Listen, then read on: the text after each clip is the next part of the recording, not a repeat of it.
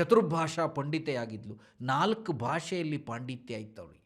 ಈ ಶಿಲಾಮಯ ದೇವಾಲಯಗಳು ಇರಲಿಲ್ಲ ಅಲ್ಲಿವರೆಗೆ.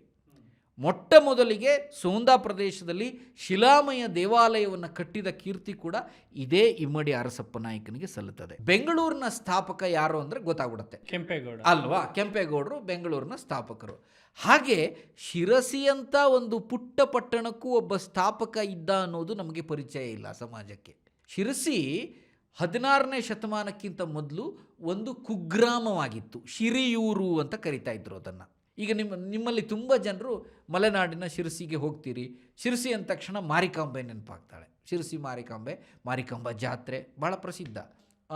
ರಘುನಾಥ ನಾಯಕ ಅಂತ ಬರ್ತಾನೆ, 1610ರಿಂದ 1636ರವರೆಗೆ ಆಳ್ವಿಕೆ ಮಾಡಿದ್ದು.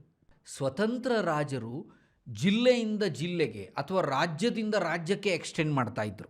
ಉದಾಹರಣೆಗೆ ಚಾಲುಕ್ಯರು, ರಾಷ್ಟ್ರಕೂಟರು, ಇವರು ಮಹಾರಾಷ್ಟ್ರ, ತಮಿಳುನಾಡು, ಆಂಧ್ರ ಇಲ್ಲೆಲ್ಲ ಎಕ್ಸ್ಟೆಂಡ್ ಮಾಡಿದ್ರಲ್ವಾ, ಅದೆಲ್ಲ ನಮಗೆ ಸಿಗತ್ತೆ. ಇಲ್ಲೇ ಒಂದೇ ಜಿಲ್ಲೆಯಲ್ಲಿ ಒಂದು 2-3 ಮನೆತನಗಳಿದ್ವಲ್ಲ, ಅವರೇ ಎಕ್ಸ್ಟೆನ್ಷನ್ ಅಲ್ಲಲ್ಲೇ ಮಾಡ್ಕೋತಾ ಇದ್ರು. ಒಂದು ತಾಲೂಕಿಂದ ತಾಲೂಕಿಗೆ ಎಕ್ಸ್ಟೆನ್ಷನ್.